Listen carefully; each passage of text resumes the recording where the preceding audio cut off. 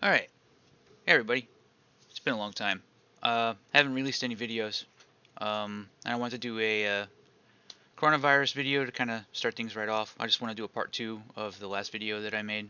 And I just want to go over a few things that are on my mind regarding this and kind of sort of recap over the last 2 months that I missed. I don't know, has it been longer? I can't even tell anymore. Honestly, I'm starting to feel a little bit like I'm losing track of time.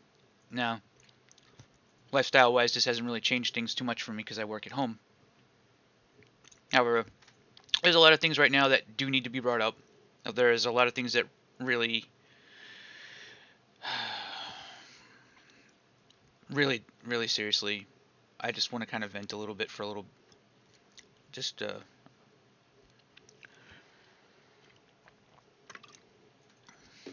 try not to get too flustered.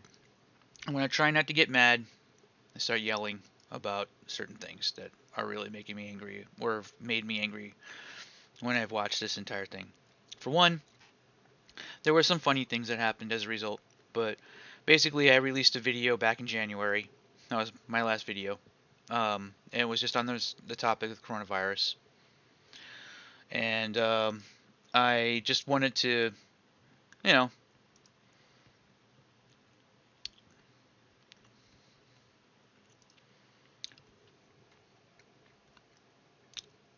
make some predictions. I want to make some predictions. I want to make some points. Now, in the last video, I made the point that China's basically screwed, right? You know, there's no way that they're going to be able to recover and everything like that. I have additional things now that that need to be brought up that aren't really being talked about enough and everything like that. Okay, so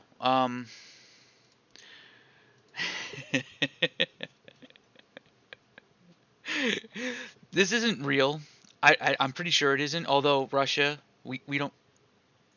I mean, this is Russia. Hold on a second. Let me shrink myself down just a little bit more here.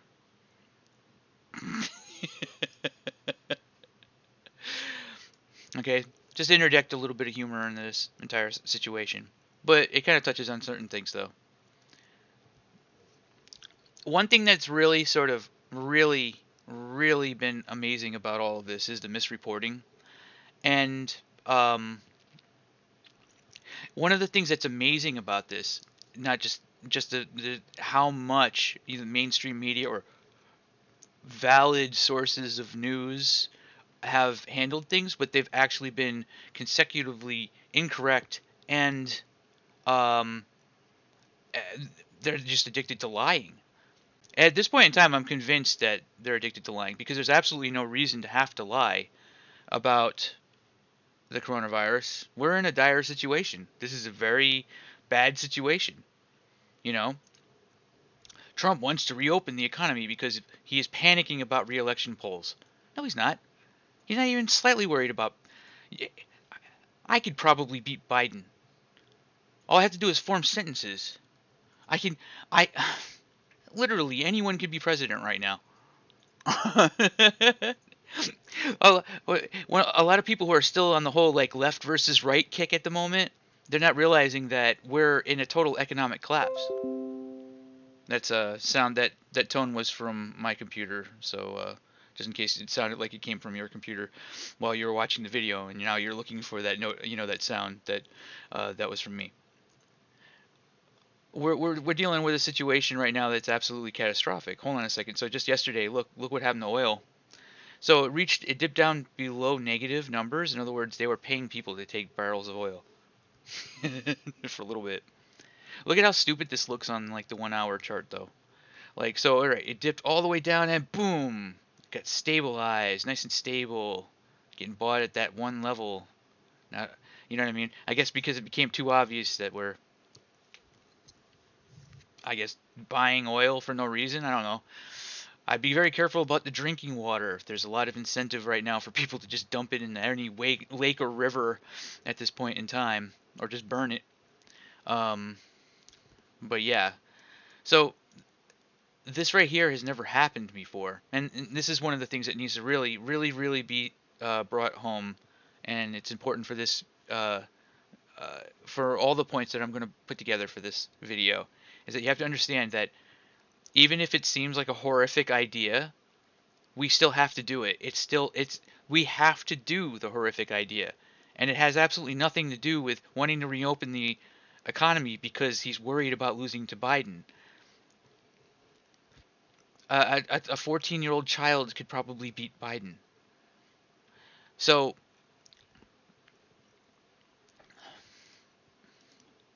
let's but the misreporting by reliable news sources and everything like that is like, oh, it's been so absolute dog shit of a situation that I actually think that it's amazing to me that you can really use this to gauge who is capable of reporting and who is totally useless, right? Now, there's a lot of things to talk about when it comes to like figuring out exactly who's totally useless versus who's basically right now the best sources of news are individual content creators, like people who just upload YouTube videos and stuff like that, right? Which would probably come first, and then you have right immediately after that, uh, whether you like it or not, this is just an objectively true statement, 4chan. All right, and that's that. Because every other major news source either downplayed things or they pretended that everything was fine. The WHO,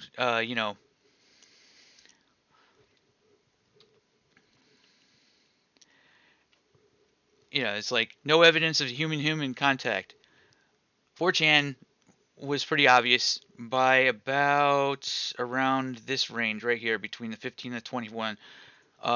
There were shaky cam doctors releasing scared videos, and all kinds of crazy information was starting to just first start to surface, and we were seeing these like spectacular things where it was just like, oh wow, yeah, the Wuhan, the city of Wuhan is collapsing. I mean, we were seeing things that I don't know. I mean, maybe this isn't from that time, but literally brick walls and dirt mounds were being formed around highways to go to and from Wuhan.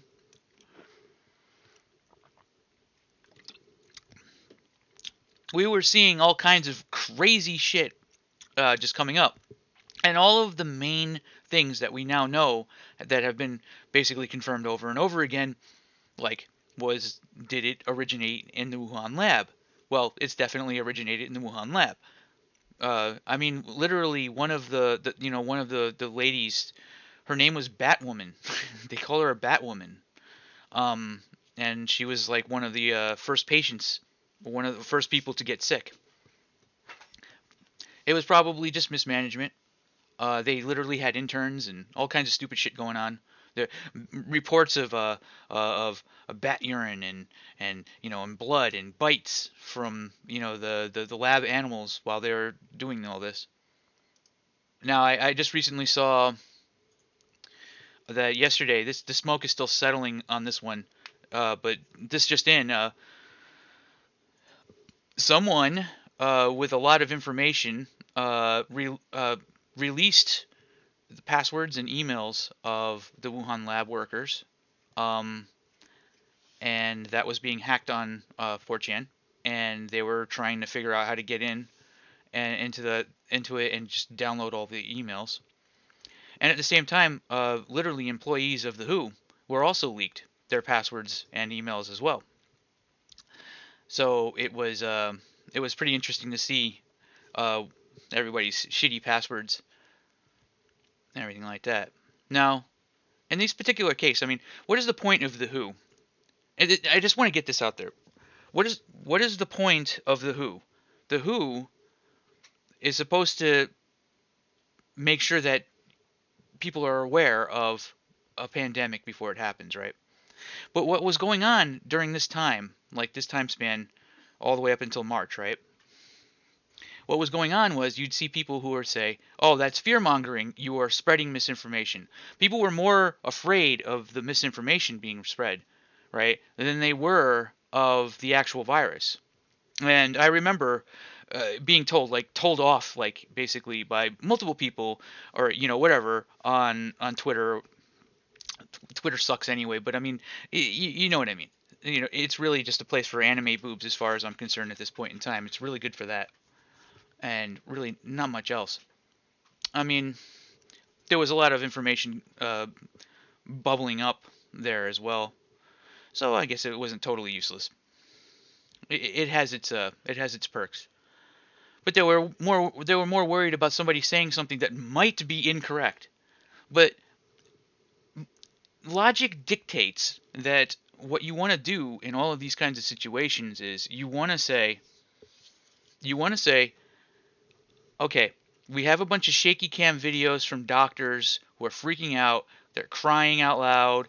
They're saying that there's millions of people already sick in the city of Wuhan, and that the death rate is extremely high, and everything's just it's just hell on earth in the middle of Wuhan, and they're building brick walls and highways, and they're building hospitals, and it's just a total fucking massive shit show going on in China, right? Anyone with a brain, so we can say this right now, anyone who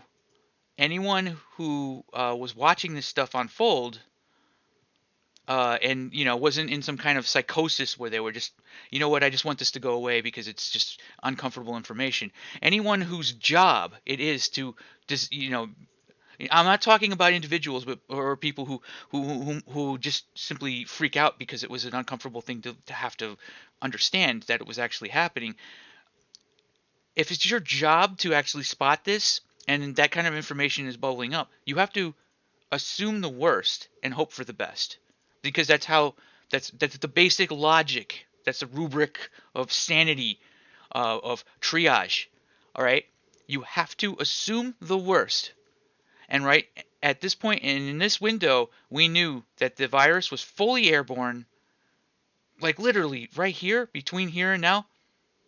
We knew that it was spreading. We saw videos of people sick. We saw people collapsing in the middle of the street. We saw people dying. We saw all kinds of crazy shit.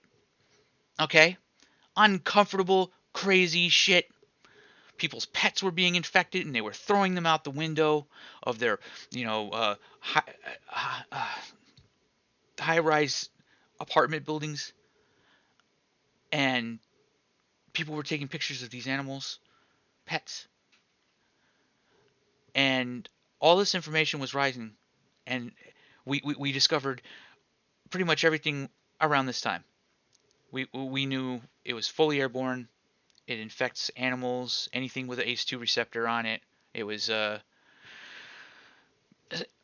So the WHO completely ignores this, right? So basically, what we've learned, what I've kind of taken away from this is that I'll get to this one later. It's not necessary. Is that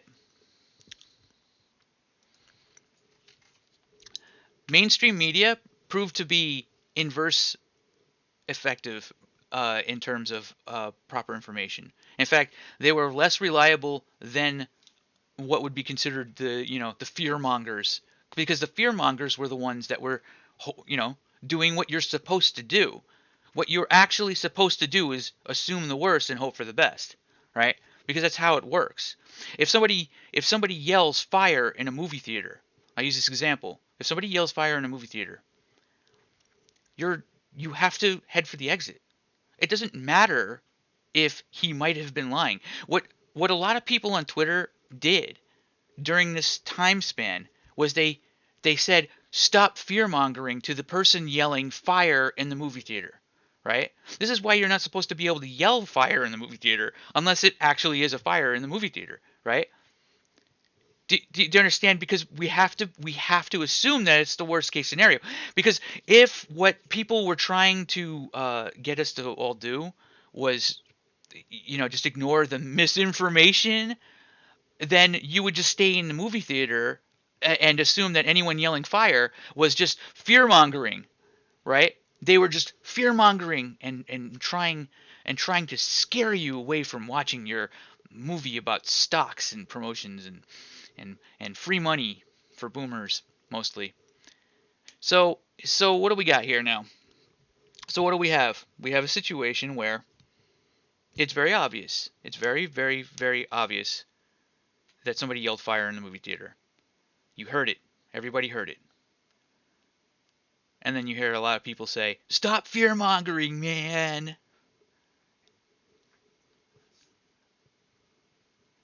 You have to go for the exit. You have to understand, or at least take into account what was being said. You have to assume the worst and hope for the best, because that's how logic works in this kind of a situation. World Health Organization did not do their jobs.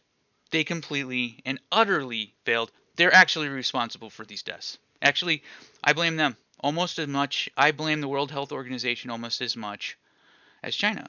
But you know who else I blame? I blame the CIA, the FBI, and the NSA. The FBI literally uses 4chan in a lot of ways as a sort of information aggregate.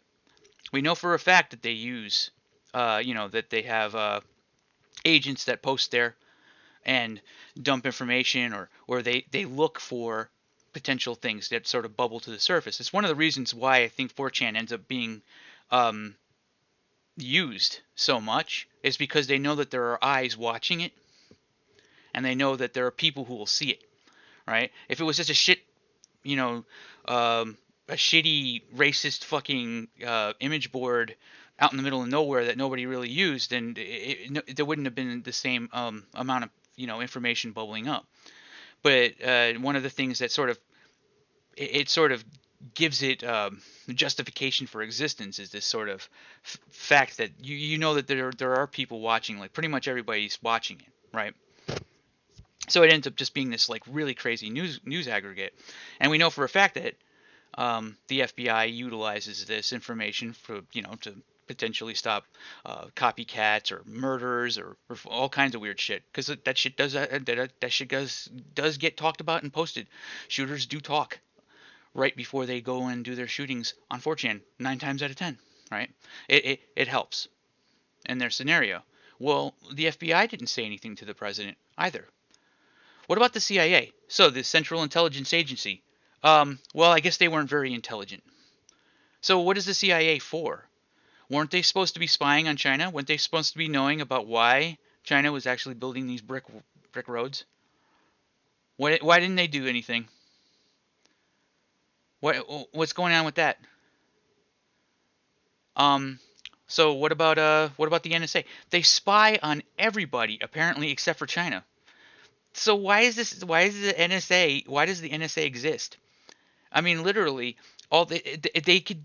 Don't they have agents that are on fucking 4chan? Like, literally, anybody could have told the president, "Hey, by the way, this might be a little bit worse than we're expecting," and basically, China, through its own actions and having to build 12 fucking hospitals, which were really just death camps, um, on the fly within a matter of days.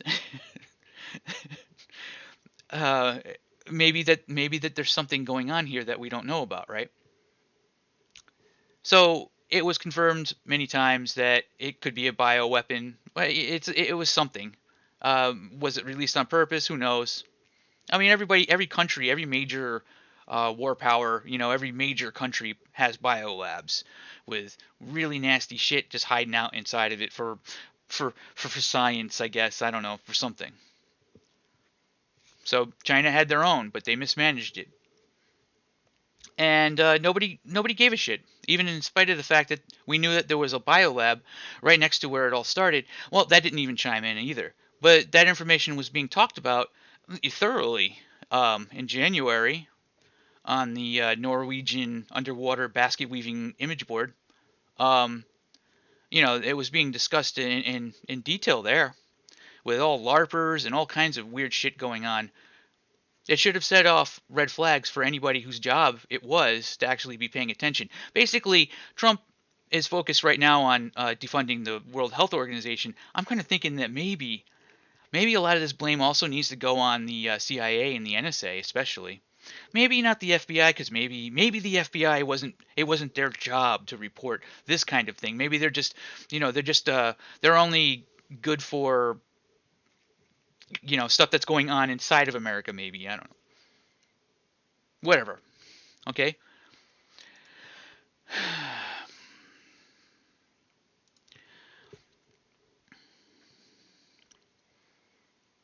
I remember when the virus was still called nCoV, and then we ended up renaming it. The WHO ended up renaming it. They were more worried about people um,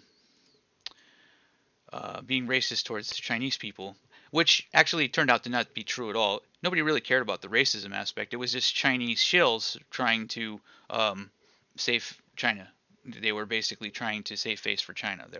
So what they would do is they would just brand people or racist or whatever for criticizing the Chinese government, which is just a straw man really, because you shouldn't be blaming individual Chinese people. It doesn't make any fucking sense. I don't think anybody should do that. It doesn't make any logical sense to do that. I would actually go out on a limb and just say that I'd say that the vast majority of Chinese people on Earth understand that the CCP is both fully to blame and pretty stupid. And I got to say right now too that like when we were paying attention to news reporters and we were watching all of these failed news agencies. I mean, total garbage, absolute garbage. They were lying. They were with misreporting photographs from Italy and talking about and posting them as they were as photographs for a New York hospital. Pictures of caskets that came from Africa, like a hospital in Africa or something like that, and there's a bunch of caskets lined up, and it turned out that like they started using that as saying like people are dying in America. These types of news agencies and everything like that, they're addicted to lying. They can't not lie, even in a scenario where basically there's absolutely no reason to lie. In fact, all they have to do if they really wanted to drum up a whole bunch of people's attention is just tell the truth. That's all they would have to do. So now, what this ended up doing is that it ended up sort of fueling the fire of the people who think that the virus is a hoax, or certain aspects about how we're reacting to it is a hoax, which is actually true. A lot of the stuff that's going on right now is kind of the shutting down of the government and everything like that, unless there's something that isn't being talked about, and I'm going to talk about it now.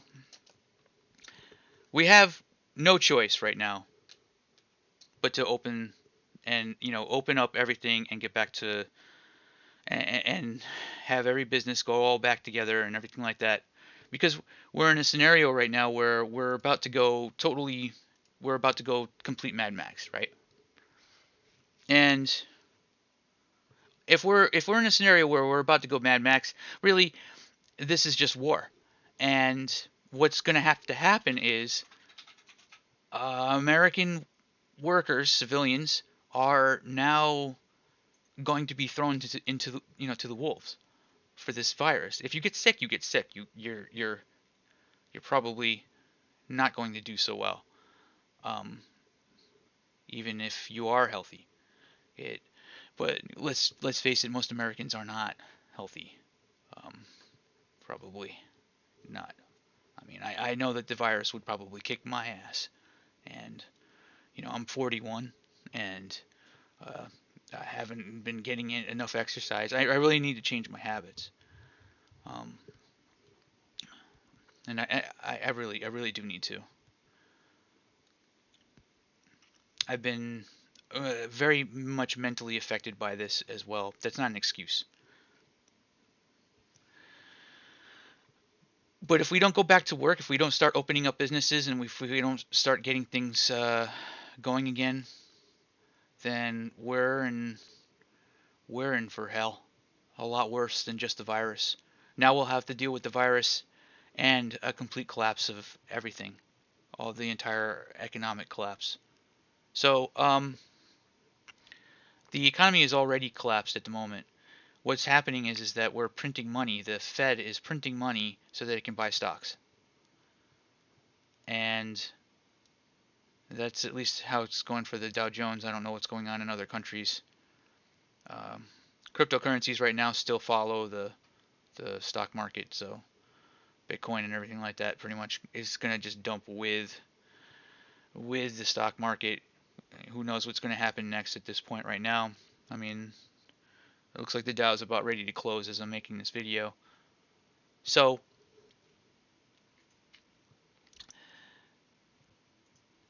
people are going to be thrown to the wolves, and that's why we're going to get to the major meat of this video. The main thing that I wanted to start talking about, and I brought it up multiple times in the past.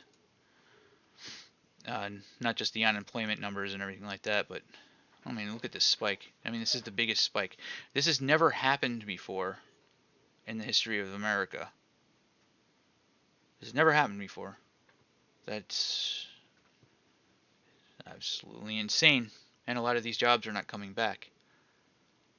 But the ones that are coming back, we're going to end up seeing everybody come back again. So here's the thing about the virus that most people are not talking about yet. And here's what wave 2 is going to look like. And the mainstream media, the same people who were unable to be better than a Norwegian underwater basket weaving image board. All of those, CNN, Fox, the fucking Wall Street Journal, all these rags, basically the useless garbage places, like they can't report anything at all. They're not talking about right now.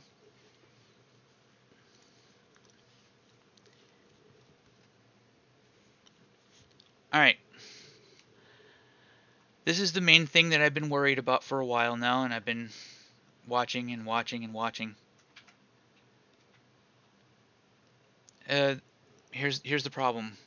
The virus may be a chronic illness. So, what do we have? We have a lot of information that the virus attacks much more than just your lungs. We have enough indications right now that we could be looking at something that is far, far worse than is being let on. And that might explain why there's such an overreaction. That's why so many people who are saying that the virus is a hoax have so much ammunition.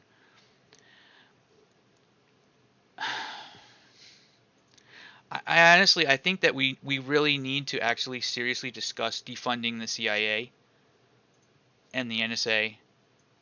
And I think that reporters, like every reporter that simply just did not report at all about the virus in the first wave 1, need to just be discredited. They're discredited. They're useless. They can't tell the truth. They can't do it.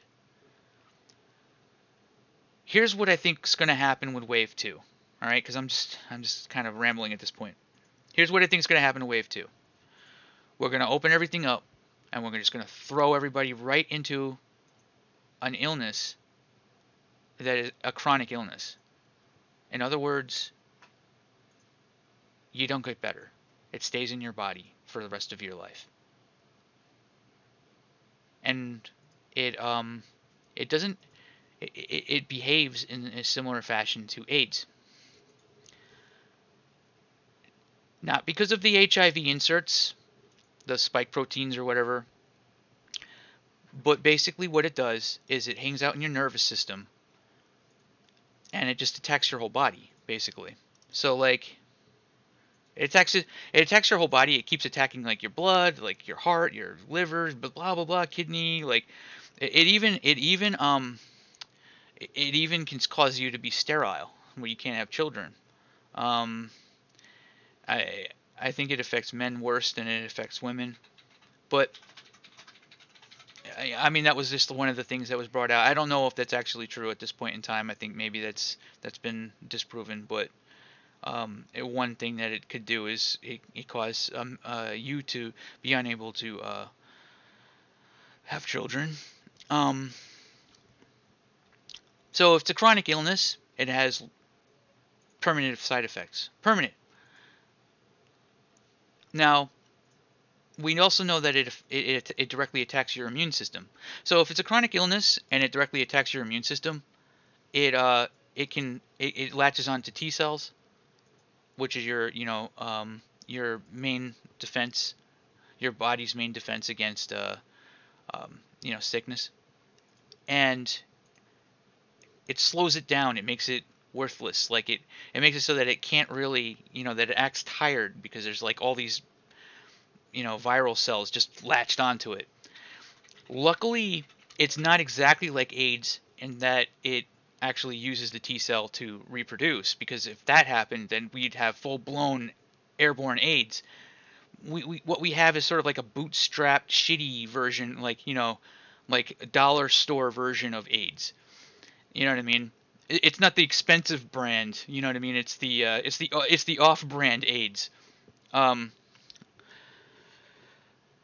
it latches on the T cells and it slows them down and attacks them directly, right? And when they die, the viral the virus then just shoots off in random directions and grabs more T cells. Since we know that it very likely hangs out in your nervous system forever and never actually goes away, like herpes or something like that, and just reinfects you over and over again until you eventually pass away from the virus. We know that it is also weakening your immune system, and you don't get the amount of immunity from the virus. In other words, you can just get reinfected over and over again until infinity, basically. And since the virus is still, it has such a long incubation period, and it has this sort of situation where you can be contagious without even knowing you're sick and everything like that. That means that the reinfection can actually happen where you feel fine for a while, but you're still you still have viral, you're still spreading the virus, you know, and then you get really sick again, and then it goes through the same process. It's the same thing with AIDS. Basically, it starts right off, you get really sick, and then it sort of levels off for a little while, right? And then your T cell count eventually just starts to go down, and then eventually you die of cancer or some other thing that normally your body would have been able to defend against, but it couldn't because this virus is now in there. So this nasty virus that's basically like a permanent flu that just hangs out in your body is now potentially reinfecting you over and over again, and you become contagious again for a couple weeks. You never know. So even somebody who's just had the virus once before, we have to assume. And again, I'm yelling fire in the movie theater because I believe that there's actually a fire in the movie theater kind of a situation. And I understand that this analogy is kind of breaking down a little bit at this point, but what I'm pointing out is that Wave 2 is going to be absolutely horribly brutal. The virus, this is going to be the time when we begin to actually start seeing the mainstream media and all that finally begin to capitulate and realize, oh, what we're dealing with right now, once they decide to start catching up to 4chan, is that we're dealing with a chronic illness, not just the flu. Now, here's the funny thing about this, and it's the same thing that happened with with HIV, with AIDS, is that people were dying of all kinds of stuff, right? Because it just weakens your immune system. So people will say, "Oh, well, we don't know if it was AIDS that killed them. It could have been that he just had cancer," right? Once your immune system starts to become compromised, you could die of all kinds of stuff, right? So it's just like, death rate is just going to spike. And they're going to say, for a while, what's probably going to happen is they're going to say, like, oh, well, they died of heart failure or something like that. We don't know why the kidneys failed. We don't know why, blah, blah, blah, right? We don't know why, this person suddenly developed Tourette's syndrome, because one of the things that it does is when it's hanging out in your nervous system, it can actually break down that part of your brain, where it actually can cause Tourette's syndrome. So if this is the case, then it's a complete and utter shit show of the highest order. even if this isn't the case, it's still a pretty bad shit show. I never really thought it would get this bad, but it certainly is about as bad as it can be. Um, a lot of people right now, if you tell them about the airborne AIDS thing, it's probably because, they'll immediately respond, oh, the spike proteins don't make it behave like the AIDS virus. And they're correct. It doesn't. But the fact that the virus stays in your body and continues to affect T cells and also attack the rest of your body at the same time, basically, you continue to get reinfected over and over again. We end up in a situation where we'll start to see people getting positive, testing positive again. It's very hard to build an immunity to this virus. You won't be able to build the T cell, the kinds of things that you would need. So anyway, I'm gonna go ahead. I'm gonna end the video here. Good luck, everybody, and let's hope for the best, but prepare for the worst.